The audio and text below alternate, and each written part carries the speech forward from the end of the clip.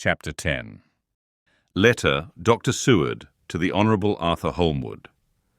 The 6th of September. My dear Art, my news today is not so good. Lucy this morning had gone back a bit. There is, however, one good thing which has arisen from it. Mrs. Westenra was naturally anxious concerning Lucy, and has consulted me professionally about her. I took advantage of the opportunity, and told her that my old master, Van Helsing, the great specialist, was coming to stay with me, and that I would put her in his charge conjointly with myself. So now we can come and go without alarming her unduly, for a shock to her would mean sudden death, and this, in Lucy's weak condition, might be disastrous to her.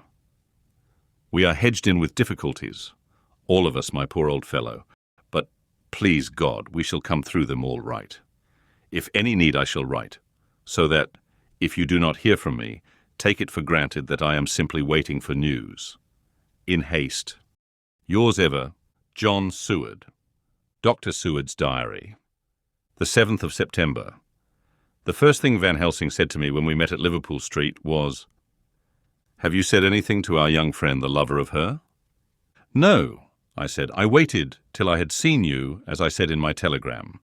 I wrote him a letter simply telling him that you were coming, as Miss Westenra was not so well, and that I should let him know if need be." "Right, my friend," he said, "quite right. Better he not know as yet. Perhaps he shall never know. I pray so, but if it be needed, then he shall know all. And my good friend John, let me caution you. You deal with the madmen. All men are mad in some way or the other, and inasmuch as you deal discreetly with your madmen, so deal with God's madmen too, the rest of the world. You tell not your madmen what you do, nor why you do it. You tell them not what you think. So you shall keep knowledge in its place, where it may rest, where it may gather its kind around it and breed. You and I shall keep as yet what we know here and here." He touched me on the heart and on the forehead, and then touched himself the same way. I have for myself thoughts at the present. Later I shall unfold to you. "Why not now?" I asked. "It may do some good. We may arrive at some decision." He stopped and looked at me and said, "My friend John, when the corn is grown, even before it has ripened, while the milk of its mother earth is in him, and the sunshine has not yet begun to paint him with his gold, the husbandman he pull the ear and rub him between his rough hands, and blow away the green chaff, and say to you, 'Look, he's good corn. He will make good crop when the time comes.'" I did not see the application and told him so. For reply, he reached over and took my ear in his hand and pulled it playfully, as he used long ago to do at lectures, and said, "The good husbandman tell you so then, because he knows but not till then.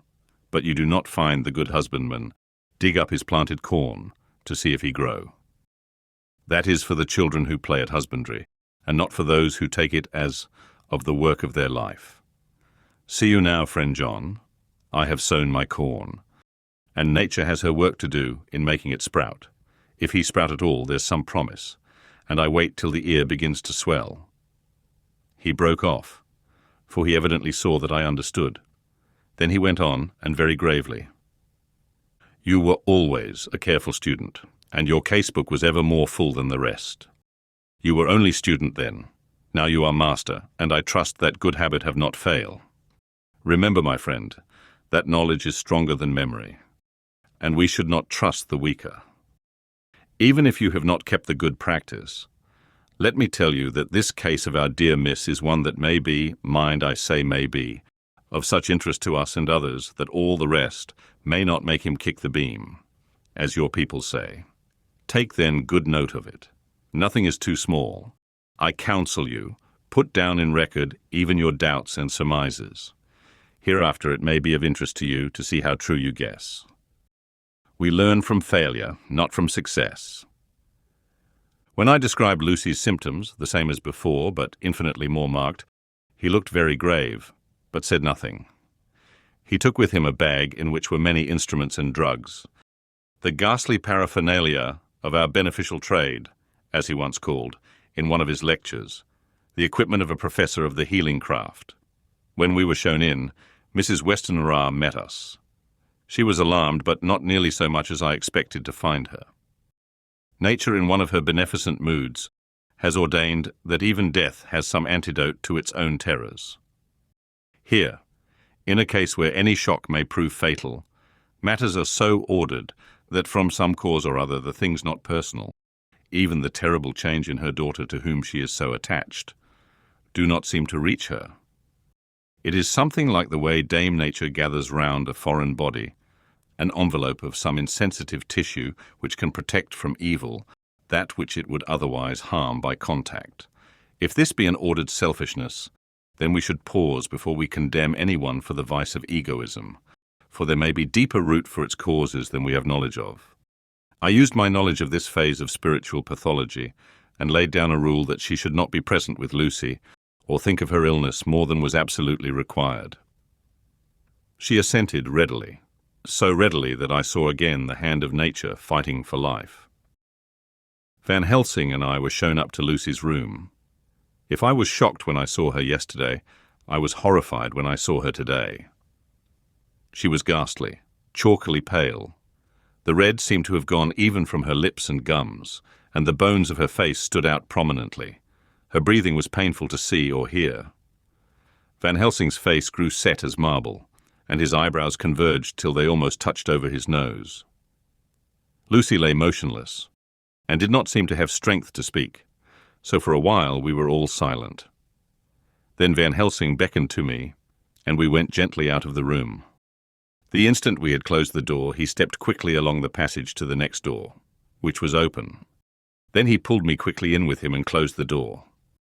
"My God," he said, "this is dreadful. There is no time to be lost. She will die for sheer want of blood to keep the heart's action as it should be.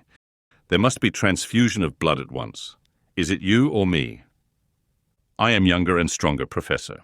It must be me." "Then get ready at once. I will bring up my bag. I am prepared." I went downstairs with him, and as we were going there was a knock at the hall door. When we reached the hall, the maid had just opened the door, and Arthur was stepping quickly in. He rushed up to me, saying in an eager whisper, "Jack, I was so anxious. I read between the lines of your letter and have been in an agony.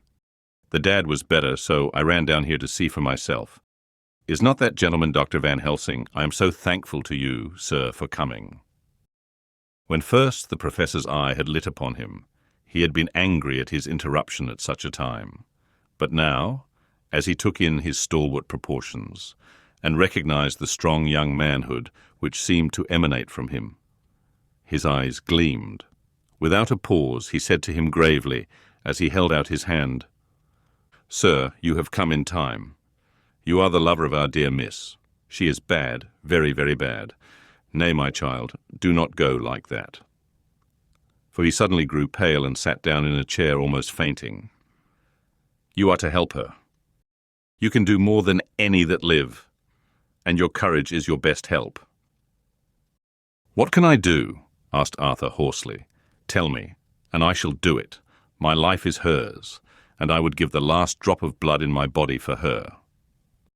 The professor has a strongly humorous side, and I could from old knowledge detect a trace of its origin in his answer. "My young sir, I do not ask so much as that, not the last." "What shall I do?" There was fire in his eyes, and his open nostril quivered with intent. Van Helsing slapped him on the shoulder. "Come," he said. "You are a man, and it is a man we want. You are better than me, better than my friend John." Arthur looked bewildered, and the professor went on by explaining in a kindly way. "Young Miss is bad, very bad. She wants blood, and blood she must have or die. My friend John and I have consulted, and we are about to perform what we call transfusion of blood, to transfer from full veins of one to the empty veins which pine for him. John was to give his blood, as he is the more young and strong than me." Here Arthur took my hand and wrung it hard in silence.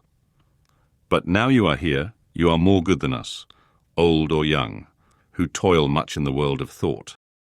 Our nerves are not so calm and our blood not so bright than yours." Arthur turned to him and said, "If you only knew how gladly I would die for her, you would understand." He stopped, with a sort of choke in his voice. Good boy, said Van Helsing. In the not so far off, you will be happy that you have done all for her you love. Come now and be silent. You shall kiss her once before it is done, but then you must go. And you must leave at my sign. Say no word to Madame. You know how it is with her. There must be no shock. Any knowledge of this would be won. Come. We all went up to Lucy's room. Arthur, by direction, remained outside. Lucy turned her head and looked at us, but said nothing. She was not asleep, but she was simply too weak to make the effort. Her eyes spoke to us. That was all. Van Helsing took some things from his bag and laid them on a little table out of sight. Then he mixed a narcotic, and coming over to the bed, said cheerily, "Now, little miss, here is your medicine. Drink it off like a good child. See, I lift you so that to swallow is easy. Yes." She had made the effort with success. It astonished me how long the drug took to act. This, in fact, marked the extent of her weakness. The time seemed endless, until sleep began to flicker in her eyelids. At last, however, the narcotic began to manifest its potency, and she fell into a deep sleep. When the professor was satisfied, he called Arthur into the room and bade him strip off his coat. Then he added, "You may take that one little kiss, whilst I bring over the table. Friend John, help to me." So neither of us looked whilst he bent over her. Van Helsing, turning to me, said, "He is so young and strong and of blood so pure that we need not defibrinate it." Then with swiftness, but with absolute method, Van Helsing performed the operation.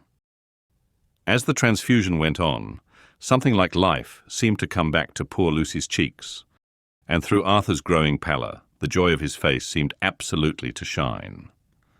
After a bit I began to grow anxious, for the loss of blood was telling on Arthur, strong man as he was. It gave me an idea of what a terrible strain Lucy's system must have undergone, that what weakened Arthur only partially restored her.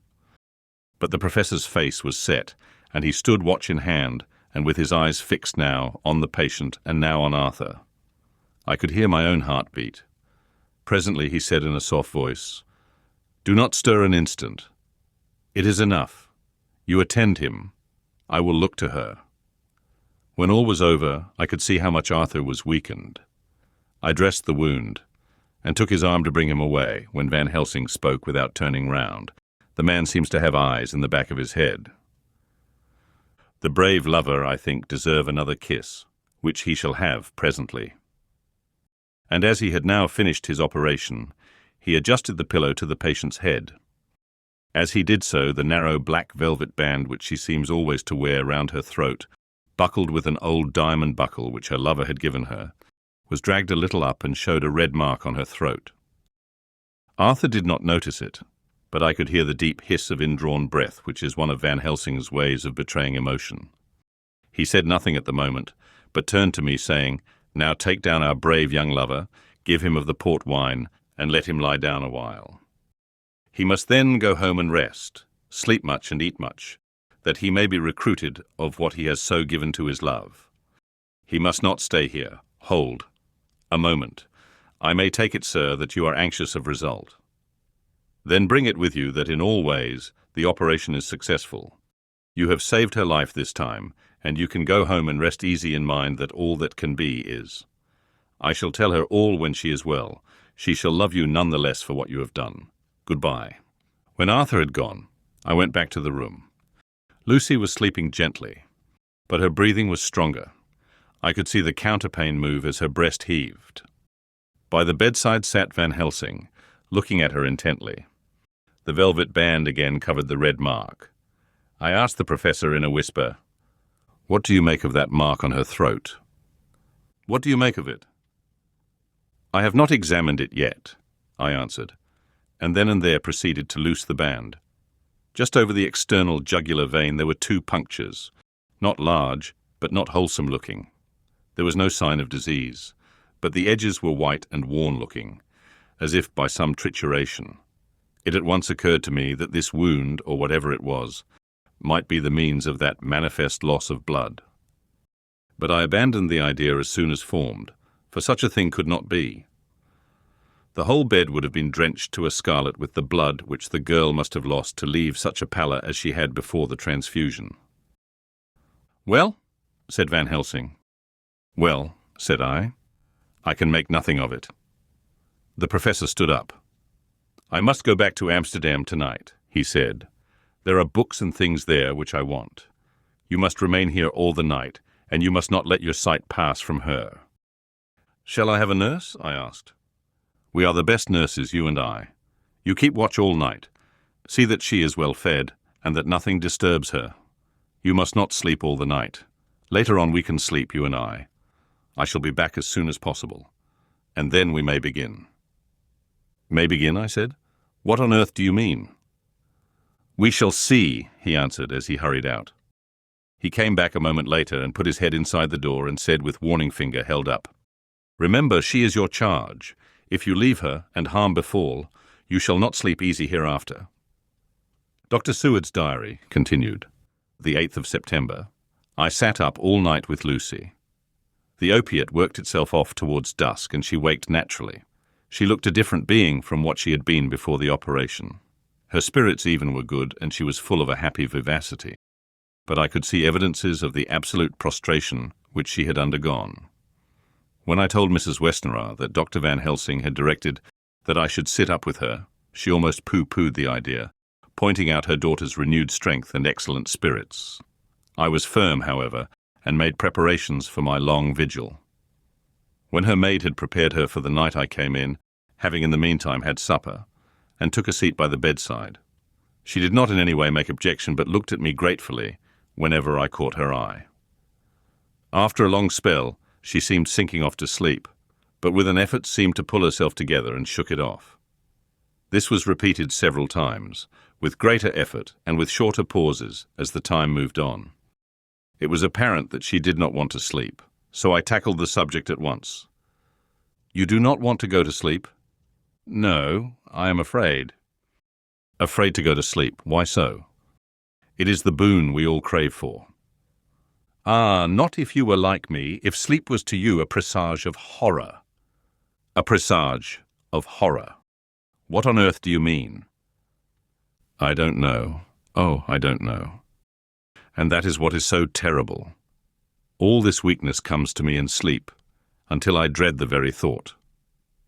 "But my dear girl, you may sleep tonight. I am here watching you, and I can promise that nothing will happen." "Ah, I can trust you."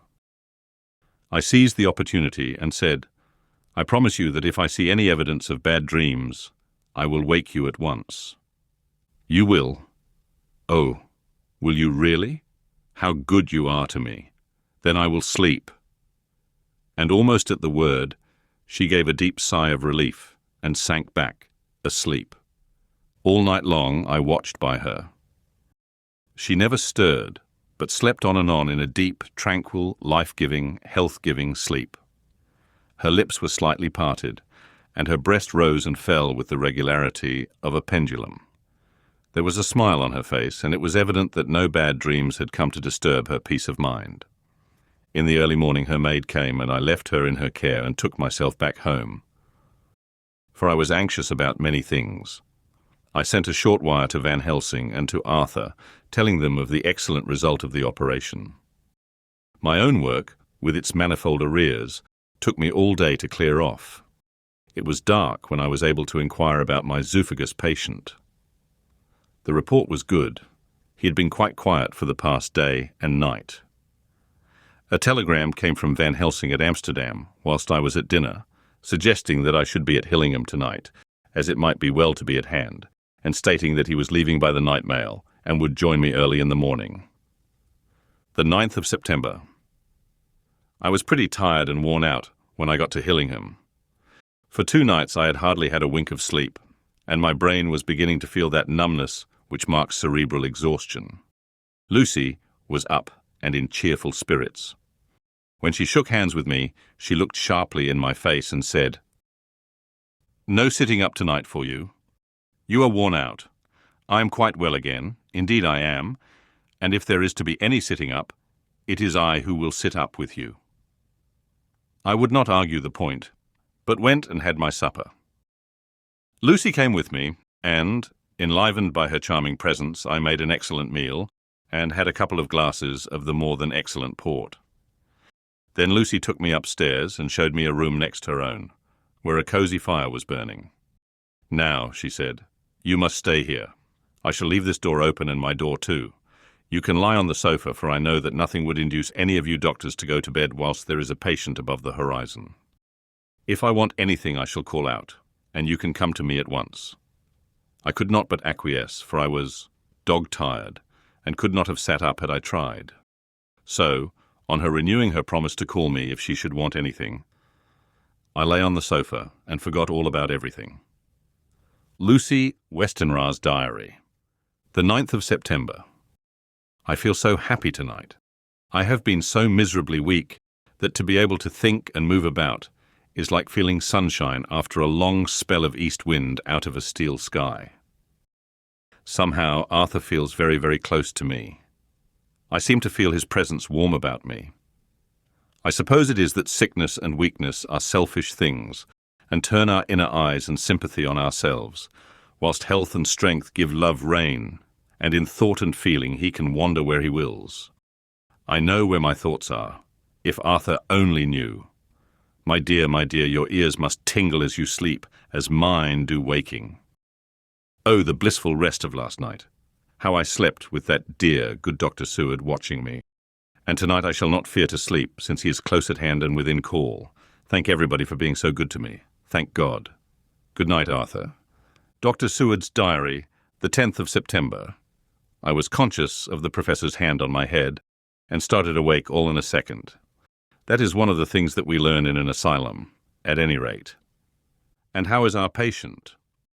"Well, when I left her, or rather when she left me," I answered. "Come, let us see," he said. And together we went into the room. The blind was down, and I went over to raise it gently, whilst Van Helsing stepped, with his soft, cat-like tread, over to the bed. As I raised the blind and the morning sunlight flooded the room, I heard the professor's low hiss of inspiration, and knowing its rarity, a deadly fear shot through my heart. As I passed over, he moved back, and his exclamation of horror, "Gott in Himmel," needed no enforcement from his agonized face. He raised his hand and pointed to the bed, and his iron face was drawn and ashen white. I felt my knees begin to tremble.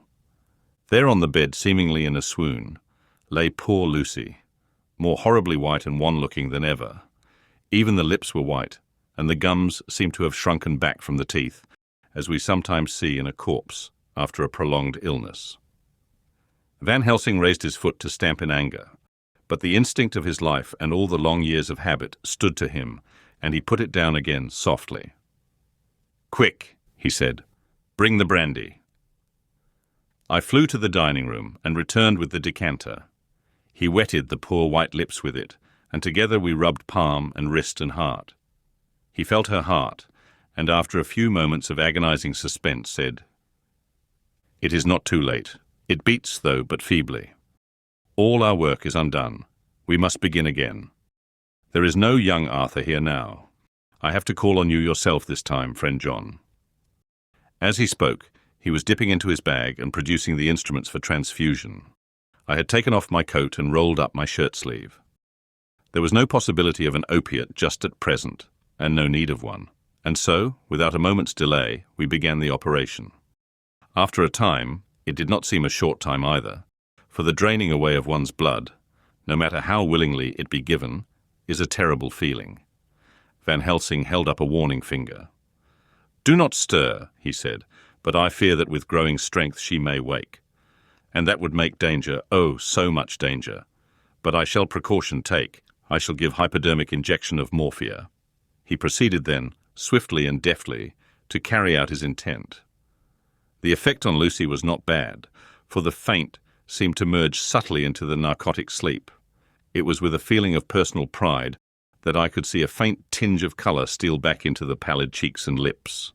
No man knows, till he experiences it, what it is to feel his own lifeblood drawn away into the veins of the woman he loves. The professor watched me critically. "That will do," he said. "Already," I remonstrated. "You took a great deal more from Art." To which he smiled a sad sort of smile as he replied, "He is her lover, her fiancé. You have work, much work, to do for her and for others, and the present will suffice. When we stopped the operation, he attended to Lucy, whilst I applied digital pressure to my own incision. I laid down, whilst I waited his leisure to attend to me, for I felt faint and a little sick. By and by, he bound up my wound, and sent me downstairs to get a glass of wine for myself. As I was leaving the room, he came after me and half whispered, "Mind, nothing must be said of this. If our young lover should turn up unexpected as before, no word to him. It would at once frighten him and enjealous him too. There must be none. So." When I came back, he looked at me carefully and then said, "You are not much the worse. Go into the room and lie on your sofa and rest a while, then have much breakfast and come here to me." I followed out his orders, for I knew how right and wise they were. I had done my part, and now my next duty was to keep up my strength. I felt very weak, and in the weakness lost something of the amazement at what had occurred. I fell asleep on the sofa, however, wondering over and over again how Lucy had made such a retrograde movement, and how she could have been drained of so much blood, with no sign anywhere to show for it. I think I must have continued my wonder in my dreams, for sleeping and waking, my thoughts always came back to the little punctures in her throat and the ragged, exhausted appearance of their edges, tiny though they were. Lucy slept well into the day, and when she woke, she was fairly well and strong, though not nearly so much so as the day before. When Van Helsing had seen her, he went out for a walk, leaving me in charge, with strict injunctions that I was not to leave her for a moment. I could hear his voice in the hall, asking the way to the nearest telegraph office. Lucy chatted with me freely and seemed quite unconscious that anything had happened. I tried to keep her amused and interested. When her mother came up to see her, she did not seem to notice any change whatever, but said to me gratefully, "We owe you so much, Dr. Seward, for all you have done, but you really must now take care not to overwork yourself. You are looking pale yourself. You want a wife to nurse and look after you a bit, that you do." As she spoke, Lucy turned crimson, though it was only momentarily, for her poor wasted veins could not stand for long such an unwanted drain to the head. The reaction came in excessive pallor as she turned imploring eyes on me. I smiled and nodded and laid my finger on my lips. With a sigh, she sank back amid her pillows. Van Helsing returned in a couple of hours and presently said to me, "Now you go home and eat much and drink enough. Make yourself strong. I stay here tonight, and I shall sit up with little miss myself. You and I must watch the case, and we must have none other to know. I have grave reasons. No, do not ask them. Think what you will. Do not fear to think even the most not probable. Good night." In the hall, two of the maids came to me and asked if they or either of them might not sit up with Miss Lucy. They implored me to let them, and when I said it was Dr. Van Helsing's wish that either he or I should sit up, they asked me quite piteously to intercede with the foreign gentleman. I was much touched by their kindness. Perhaps it is because I am weak at present, and perhaps because it was on Lucy's account that their devotion was manifested, for over and over again have I seen similar instances of woman's kindness. I got back here in time for a late dinner, went my rounds, all well, and set this down whilst waiting for sleep. It is coming. The 11th of September. This afternoon I went over to Hillingham, found Van Helsing in excellent spirits, and Lucy much better. Shortly after I had arrived, a big parcel from abroad came for the professor. He opened it with much impressment, assumed, of course, and showed a great bundle of white flowers. "These are for you, Miss Lucy," he said. "For me? Oh, Dr. Van Helsing." "Yes, my dear, but not for you to play with. These are medicines." Here Lucy made a wry face. "Nay, but they are not to take in a decoction or in nauseous form, so you need not snub that so charming nose, or I shall point out to my friend Arthur what woes he may have to endure in seeing so much beauty that he so loves, so much distort. Aha, my pretty miss, that bring the so nice nose all straight again. This is medicinal, but you do not know how. I put him in your window, I make pretty wreath and hang him round your neck, so that you sleep well. Oh yes, they, like the lotus flower, make your trouble forgotten. It smells so like the waters of Lethe and of that fountain of youth that the conquistadors sought for in the Floridas, and find him all too late. Whilst he was speaking, Lucy had been examining the flowers and smelling them. Now she threw them down, saying with half laughter and half disgust, "Oh, Professor, I believe you are only putting up a joke on me. Why, these flowers are only common garlic." To my surprise, Van Helsing rose up and said, with all his sternness, his iron jaw set and his bushy eyebrows meeting, "No trifling with me. I never jest. There is grim purpose in all I do, and I warn you that you do not thwart me. Take care for the sake of others, if not for your own." Then, seeing poor Lucy scared, as she might well be, he went on more gently, "Oh, little miss, my dear, do not fear me. I only do for your good, but there is much virtue to you in those so common flowers. See, I place them myself in your room. I make myself the wreath that you are to wear. But hush, no telling to others that make so inquisitive questions. We must obey, and silence is a part of obedience, and obedience is to bring you strong and well into loving arms that wait for you.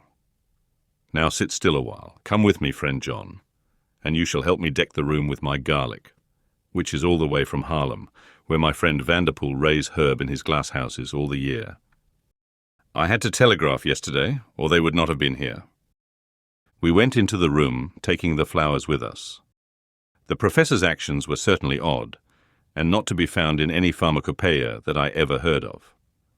First, he fastened up the windows and latched them securely.